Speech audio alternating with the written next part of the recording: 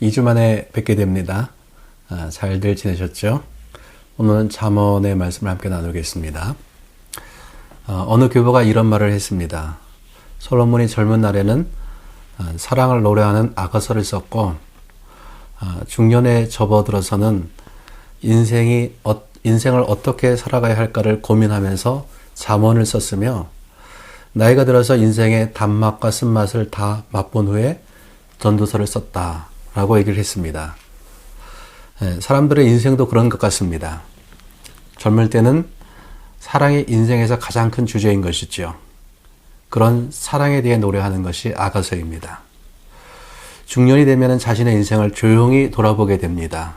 그러면서 앞으로 어떻게 살아갈 것인가 고민하면서 좀 더 의미 있는 삶을 추구하고자 합니다. 이렇게 쓴 것이 잠언입니다. 노년이 되면서는 자신이 경험했던 인생의 지혜들을 후진들에게 가르쳐 주고자 합니다. 이렇게 기록한 것이 전도서입니다. 잠언은 지혜서인데 고대 근동 지방과 이스라엘의 지혜 문학에 대해서 잠깐 살펴보겠습니다. 메소포타미아 지역과 이집트 지역은 고대 문명이 발생한 곳입니다. 문명이 발생하고 도시화되고 사람들의 삶이 발전하게 되면서 철학이 생기게 되고 지혜 문학이 나타나기 시작했습니다. 특별히 이러한 지혜 문학은 왕실과 귀족들, 제사장들에게서 발전했는데 이것은 그들이 글을 읽을 수 있었기 때문에 그렇습니다. 이러한 지혜 문학이 이스라엘로 수입되기 시작했어요. 특별히 솔로몬 시대는 대해 무역이 발전했던 시대로 많은 국제 교류가 있었습니다. 이런 흐름을 타고 지혜 문학도 들어오기 시작했습니다. 이렇게 수입된 이방 세계의 지혜 문학은 여호와 신앙에 의해서 일대 변화를 맞이하게 됩니다. 왜냐하면 첫 번째는요, 이방 세계의 지혜는 한계가 있기 때문이고요. 둘째는 세상의 지혜도 근본적으로 하나님께서 주신 것이기 때문에 그렇습니다. 왜냐하면요, 하나님이 이 세상을 창조하셨습니다. 때문에 창조 세계 안에는 하나님의 창조의 지혜, 우주 통치의 원리가 담겨져 있습니다. 세상의 지혜도요, 세계와 우주 안에 있는 이러한 원리를 발견하는 것이기 때문에 그렇습니다. 때문에 지혜의 근본은 하나님을 경외하는 것입니다. 이스라엘 안에서 지혜는 그 근본이 하나님을 경외하는 것으로 바뀌게 됩니다. 그러면은 잠언은 어떤 책인가? 세상을 성공적으로 살아가는 데 필요한 실제적인 교훈들을 수집해 놓은 책입니다. 사회생활의 실제적인 지침들과 격언들이 매우 많습니다. 예를 들면 이런 것입니다. 부모 긍경, 자녀 교육, 음녀, 현숙한 여인, 부지런함, 겸손함, 언어생활, 거짓 증인, 뇌물, 사회정의, 보증 등 다양한 주제들이 잠언서에 나타나고 있습니다. 세상을 살아가면서 인간은 다양한 문제들에 부딪히게 되지요. 이러한 다양한 문제들을 해결하는 올바른 기준을 제공해주고 있는 것이 잠언입니다. 그러면서 잠언은 모든 지혜와 지식의 근본이 여호와 하나님을 경외하는 데 있다고 결론짓고 있습니다. 그러면 여호와 경외가 무엇인가? 삶의 모든 영역에서 하나님을 인정하고 신뢰하는 태도입니다. 잠언서 3장 5절에서 7절을 보겠습니다. 너는 마음을 다하여 여호와를 신뢰하고 내 명철을 의뢰하지 말라. 너는 범사의 그를 인정하라. 그리하면 내 길을 지도하시리라. 스스로 지혜롭게 여기지 말지어다.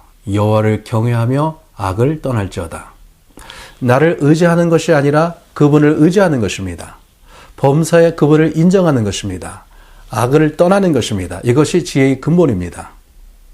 하나님을 경외하는 것이 지혜의 근본이기 때문에 그 사람이 아무리 많은 지혜와 지식을 가져도 하나님을 경외함이 없다면 그 모든 지혜와 지식은 소용이 없는 것이 되는 것이지요. 우리가 잠언서를 읽기 전에 몇 가지 이해해야 할 것이 있습니다. 우리가 이미 배웠다시피 구약 성경에는 세 권의 지혜서가 있습니다. 욥기, 잠언, 전도서입니다. 이 책들 사이에는 차이가 있습니다. 잠언은 실제적인 겉면을 하고 있는데 욥기와 전도서는 실제성보다는 회의하고 항의하는 듯한 느낌을 갖게 되지요. 여기서 지혜서를 두 종류의 지혜서로 나눌 수가 있습니다. 첫 번째는 실천적 지혜입니다. 잠언서가 그렇습니다. 삶에 실제적인 교훈을 주면서 의로운 삶을 살도록 권면하는 지혜입니다. 실천적 지혜는요, 삶의 경험에서 나오는 실제적인 교훈들로서 경험적 지혜라고 부르기도 합니다. 기본 베이스는 보응의 원리입니다. 의롭고 바르게 살면 축복이 보상으로 주어진다. 악하고 거짓되게 살면 멸망과 저주를 받게 된다라는 것이죠. 잠언 3장 33절에 보면은요, 악인의 집에는 여호와의 저주가 있거니와 의인의 집에는 복이 있느니라. 보응의 원리는요, 하나님이 우주와 인간의 삶 안에 심어 놓으신 도덕 질서이며 세계가 운영되도록 정하신 내적인 원리입니다.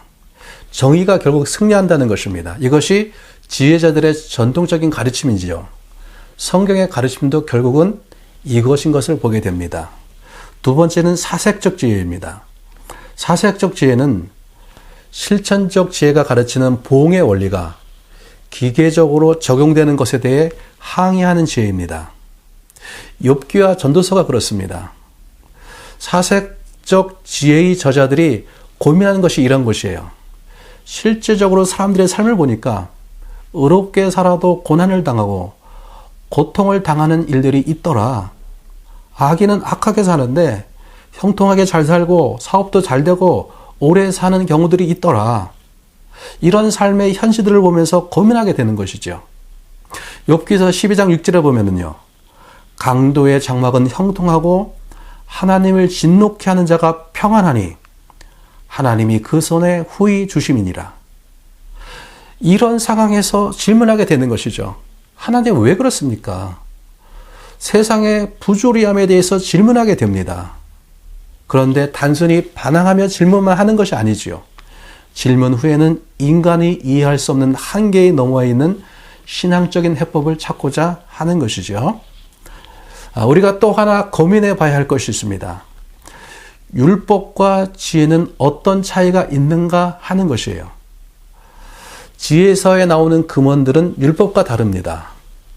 율법은 언제 어떤 상황에서나 적용되는 절대적인 계명들이에요.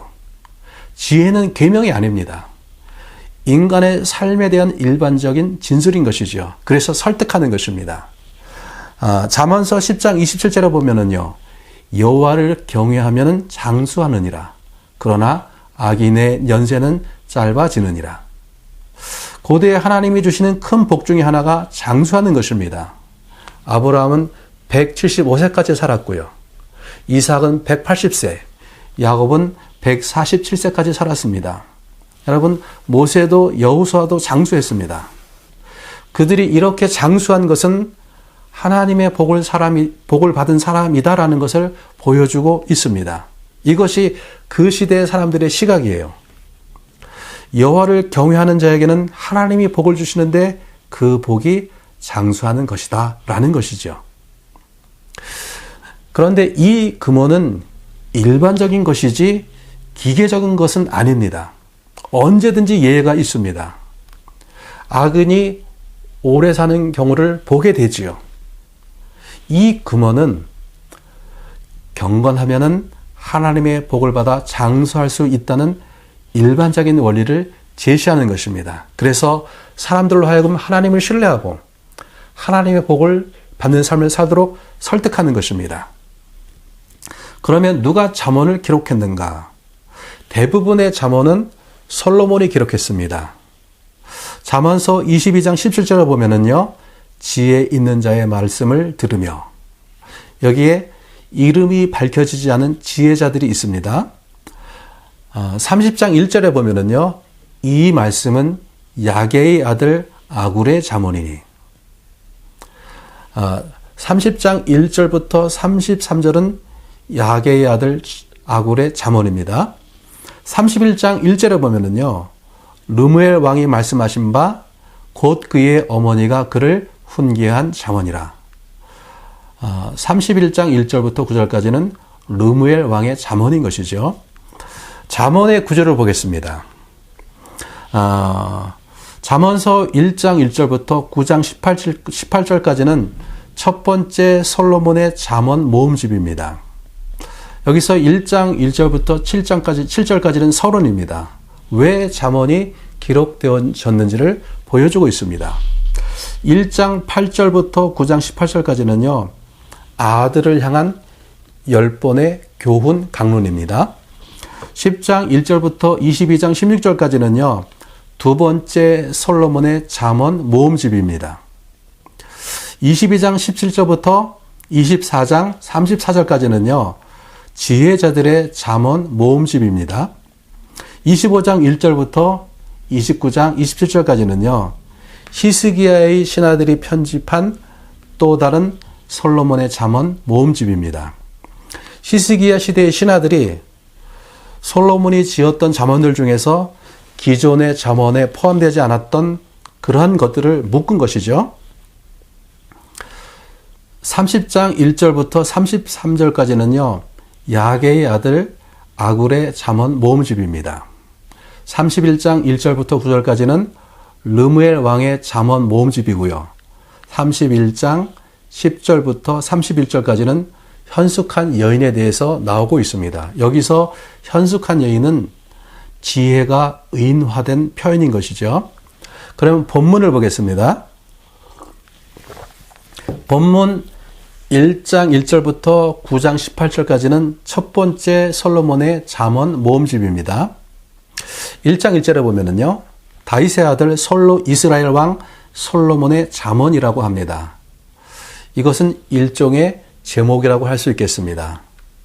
1장 2절부터 7절까지는 잠언서의 서론입니다. 제가 좀 읽겠습니다. 이는 지혜와 훈계를 알게 하며 명철의 말씀을 깨닫게 하며 지혜롭게 공의롭게 정의롭게 정직하게 행할 일에 대하여 훈계를 받게 하며 어리석은 자를 슬기롭게 하며 젊은 자에게 지식과 근신함을 주기 위한 것이니 지혜 있는 자는 듣고 학식이 더할 것이요 명철한 자는 지략을 얻을 것이라.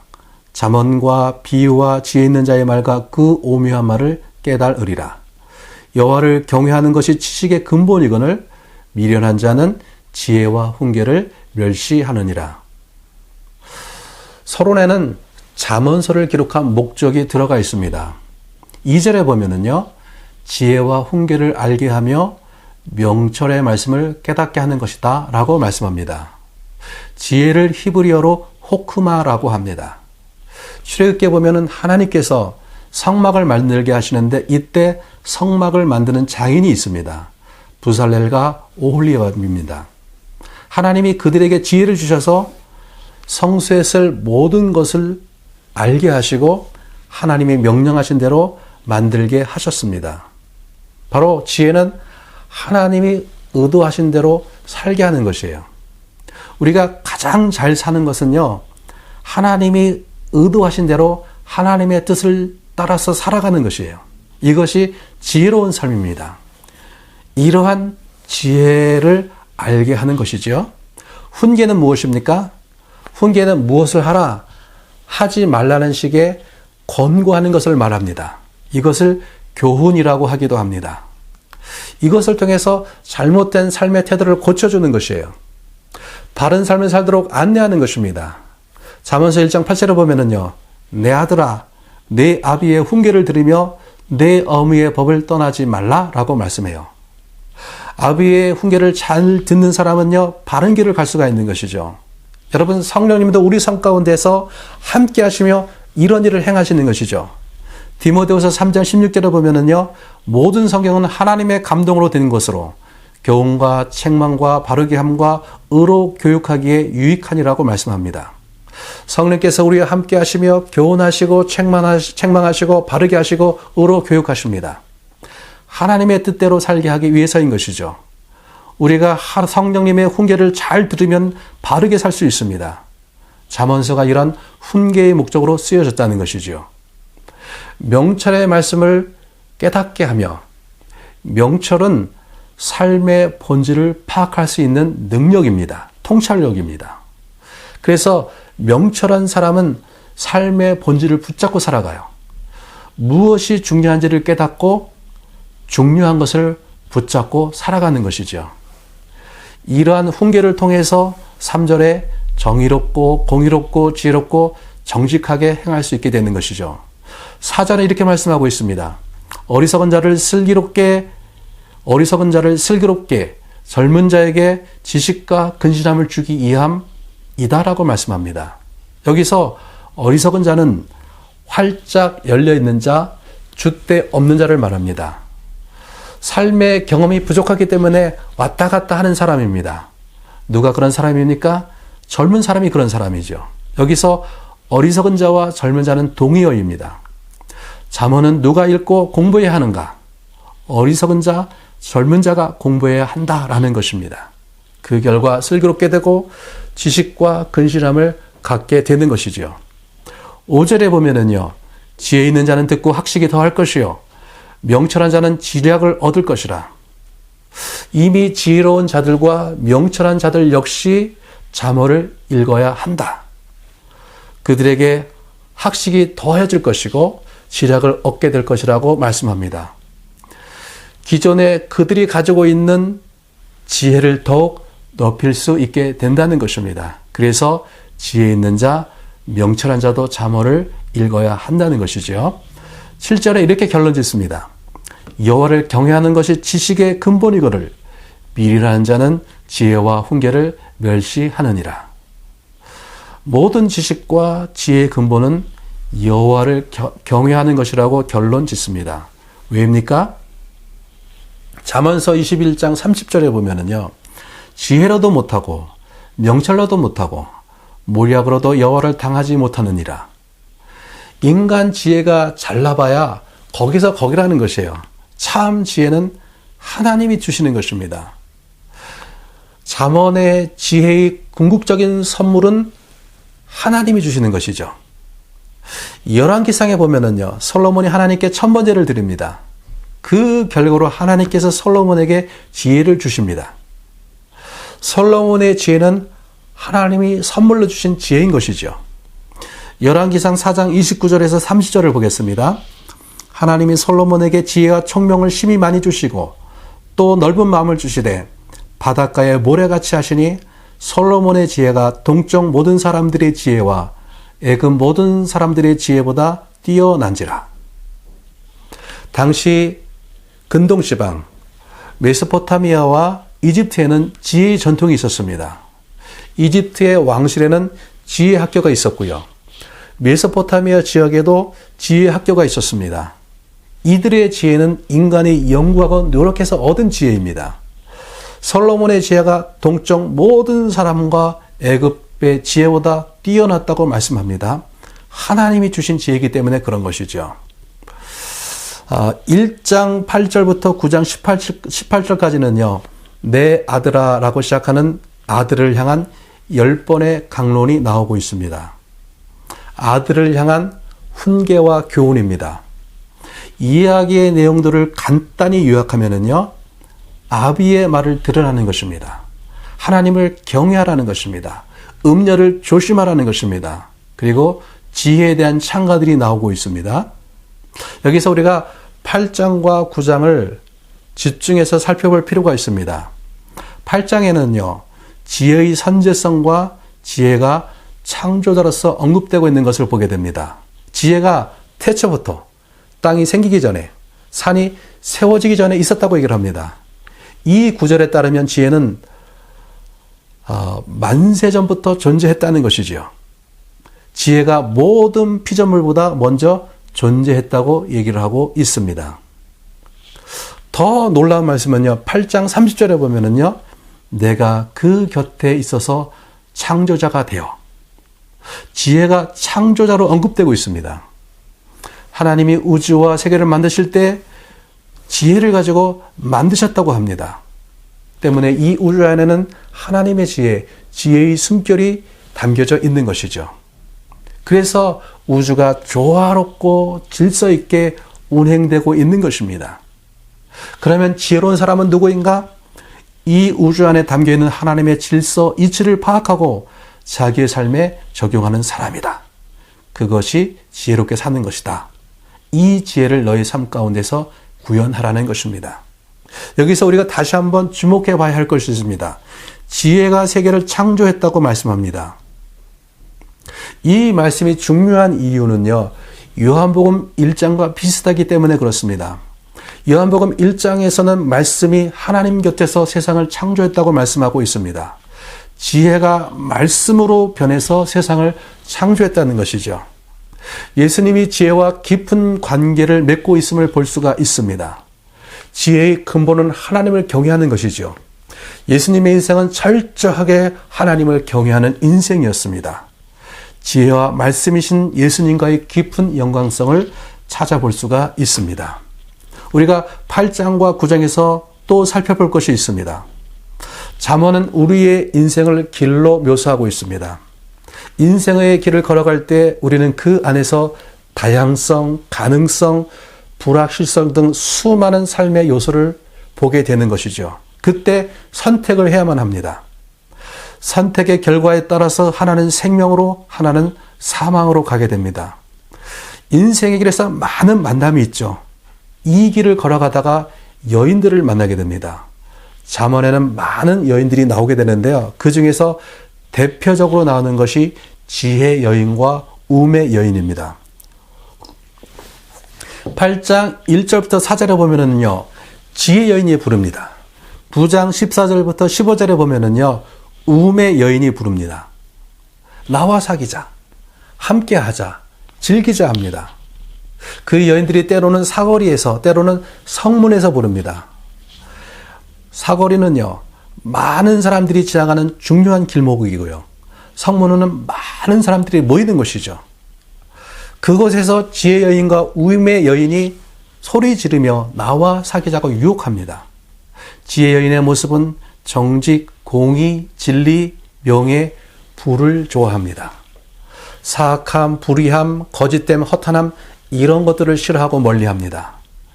지혜 여인은 가정을 굉장히 소중히 여깁니다. 우매 여인은요, 사악함, 불의함, 거짓을 좋아합니다. 사람을 파멸로 이끄는 그런 여인이에요. 무엇보다도 우매 여인은 가정을 파괴하는데 아주 전문가입니다. 사람들을 꼬셔서, 젊은이들을 꼬셔서 가정을 파괴합니다. 지혜 여인과 우매 여인이 무슨 일을 하는가? 잔치를 열어요. 잔치를 열어서 지나가는 사람들을 초청해서 함께 즐기자고 합니다. 여러분, 잔치는 인격적인 관계를 맺는 초청이에요. 친밀한 관계를 갖자는 것입니다. 지혜 여인이 연 잔치에는 자신이 정성껏 준비한 음식들이 올라옵니다. 우매 여인이 펼친 잔치에는요, 도둑질한 물이 맛있고 몰래 먹는 떡이 맛있다고 합니다. 사람들이 길을 가다가 지혜 여인을 만날 수도 있고 우매 여인을 만날 수도 있습니다. 그런데 지혜 여인의 잔치에 참여하면 그 결과가 생명입니다. 우매 여인의 잔치에 참여하는 그 결과는 사망과 파멸입니다. 그러면 이들의 정체가 무엇이냐? 그들이 어디에 사는지를 보면 됩니다. 지혜 여인, 우매 여인이 성의 높은 곳에 삽니다. 높은 곳은요, 신들이 사는 곳이에요. 당시의 성벽의 높은 곳에는 신전이 있었습니다. 높은 곳에서 사람을 불러서 자기의 잔치에 참여하라고 합니다. 지혜 여인은 하나님을 상징하는 존재이고 우매 여인은 우상을 상징하는 존재인 것이죠. 우리가 인생을 살아가면서, 인생의 길을 걸어가면서 하나님의 부르심을 들을 때도 있고 우상의 부르심을 들을 때도 있습니다. 하나님의 목소리에 반응해서 인격적인 관계를 맺게 되면 생명에 이르게 됩니다. 우상의 소리를 듣고 관계를 맺으면 그 결과는 사망과 파멸입니다. 잠언은 이 이야기를 하려는 것이죠. 잠언의 근본적인 메시지는 하나님과 관계하라는 것입니다. 하나님을 경외하라. 그러면 너에게 생명이 주어질 것이다. 잠언 전체에 일관되게 흐르는 메시지인 것입니다. 10장 1절부터 22장 16절까지는 두 번째 소단원으로서 솔로몬의 금원 모음입니다. 모두 375개의 금원으로 되어져 있습니다. 375개의 금원으로 되어 있다는 것은요, 솔로몬의 잠언인 것을 강조하고 있는 것이죠. 이러한 것을 게마트리아라고 하는데요, 이스라엘에는 아라비아 숫자가 없습니다. 그래서 히브리어의 알파벳 숫자에 음가를 붙여서 사용하는 것입니다. 마태복음 1장에 보면은 예수님의 족보가 14대, 14대, 14대로 정리되어서 서술되고 있는 것을 보게 됩니다. 이것은 예수님께서 다윗의 후손으로 오신 유대인의 왕인 것을 강조하고 있는 것입니다. 왜냐하면 다윗의 히브리어 알파벳 숫자를 합치면 14가 되기 때문에 그렇습니다. 14라는 숫자를 통해서 이것을 말하고 있는 것이죠. 동일하게 솔로몬의 알파벳 숫자의 합이 375입니다. 잠언 편집자가 금원의 수와 솔로몬의 이름 숫자가 맞도록 정교하게 맞추고 있는 것을 보게 되는 것이죠. 이 단원에서는 어떤 특별한 주제가 있는 것이 아니고 이런 주제들이 구속되지 않고 여러 가지 관심사항을 다양하게 다루면서 서술되고 있는 것을 보게 됩니다. 의와 불이라는 대표적인 주제 외에 교만, 언어생활, 게으름, 비포증, 부와 가난, 음조, 탐욕 등 매일의 삶을 살아가면서 부딪히게 되는 문제들을 예리하게 관찰하고 그것에 대해서 금원으로 말하고 있는 것이죠. 잠언 22장 17절부터 24장 34절까지는요, 세 번째 모음집입니다. 이 단원의 지혜자들의 잠언은요, 이집트의 아멘에모페라는 지혜 문헌의 영향을 받은 것으로 보입니다. 아멘에모페는요, 이집트 왕실의 지혜 문헌인데 이 소단원의 지혜서들과 아주 유사합니다. 아멘에모페의 내용들이 인용된 것으로 보입니다. 이 단어는 주로 교훈과 훈계에 대해서 말하고 있습니다. 25장부터 29장은 히스기야의 신하들의 모은 솔로몬의 잠언입니다. 두 번째 단원의 솔로몬의 잠언처럼 주로 경험적 진리를 금원 형식으로 기록하고 있습니다. 30장 1절부터 33절까지는 야게의 아들 아굴의 잠언 모음집입니다. 30장 7절부터 9절까지는요, 잠언에 나오는 유일한 기도문이 들어가 있습니다. 제가 잠깐 좀 읽어드리겠습니다. 이것을 아굴의 기도문이라고 하는데요. 내가 두 가지 일을 주께 구하였사오니 내가 죽기 전에 내게 거절하지 마시옵소서. 곧 헛된 것과 거짓말을 내게서 멀리하옵시며 나를 가난하게도 마옵시고 부하게도 마옵시고 오직 필요한 양식으로 나를 먹이시옵소서. 혹 내가 배불러서 하나님을 모른다 여호와가 누구냐 할까 하오며 혹 내가 가난하여 도둑질하고 내 하나님의 이름을 욕되게 할까 두려워함이니이다. 첫 번째는 헛된 것과 거짓말을 멀리하게 해달라는 것입니다. 두 번째는 오직 필요한 만큼 양식을 달라는 것입니다. 배부르면은 하나님을 모른다고 할까봐, 배고프면 남의 것을 도둑질해서 하나님의 이름을 욕되게 할까봐라고 하고 있습니다. 아굴이 이러한 기도를 하는 것은 하나님 앞에서의 신실함이 흔들리지 않기 위해서인 것이죠. 하나님 앞에서의 신실함이 잘 사는 것보다 중요하다는 것입니다. 특별히 10절부터 33절까지를 숫자 잠언이라고 합니다.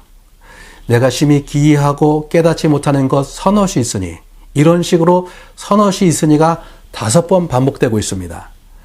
서넛이라는 말이 반복해서 나오기 때문에 숫자 잠언이라고 합니다. 아굴이 누구인지는 분명하지는 않습니다. 잠언서 31장 1절부터 9절까지는 르무엘 왕의 잠언 모음집입니다. 왕의 어머니가 왕을 교훈한 말씀이에요. 황태호가 왕인 자기의 젊은 아들에게 훈계하는 형식으로 되어 있는 것이죠. 훈계의 내용은 이런 것입니다. 여자들에게 과도하게 힘을 쏟지 말라. 술에 탐닉하지 말라. 약자를 위해서 공정한 판결을 내리라고 합니다. 왕의 참된 본분이 무엇인지를 일깨우는 교훈인 것이죠. 잠언 31장 10절부터 31절까지는 잠언의 결론 부분입니다. 여기에 현숙한 여인이 나오고 있습니다. 현숙한 여인은 남편에게 복을 가져다 주는 여인입니다. 이러한 여인을 얻는 자는 복이 있는 것이죠. 현숙한 여인을 얻으면은요, 집안을 잘 다스리고요, 모든 사람에게 칭찬을 받게 됩니다. 잠언 마지막 절인 31절에 보면은요, 성문에서 칭찬을 얻겠다고 말씀하세요. 당시의 성문은 모든 사람들이 모이는 장소예요.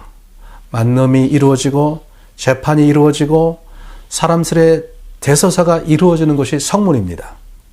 성문에서 칭찬을 받는다는 것은요, 모든 사람들에게 칭찬을 받는다는 것입니다. 이러한 여인을 얻게 되면은 칭찬받는 삶을 살게 되는 것이죠. 그러면 현숙한 여인은 누구인가? 지혜를 말합니다. 지혜를 의인화해서 말하는 것입니다. 지혜를 여성으로 의인화해서 지혜를 얻는 사람은 복을 받고 칭찬을 받는 삶을 산다는 것입니다. 이 지혜의 종착역이 무엇인가? 31장 30절에 보면 이렇게 말씀하고 있죠. 여호와를 경외하는 여자는 칭찬을 받으리라. 지혜의 근본이 여호와 경외임을 말하면서 잠언이 끝나고 있습니다. 잠언을 마칩니다. 저에게는 두 딸이 있는데요. 딸들을 향한 소망은 하나님을 깊이 만나는 것입니다.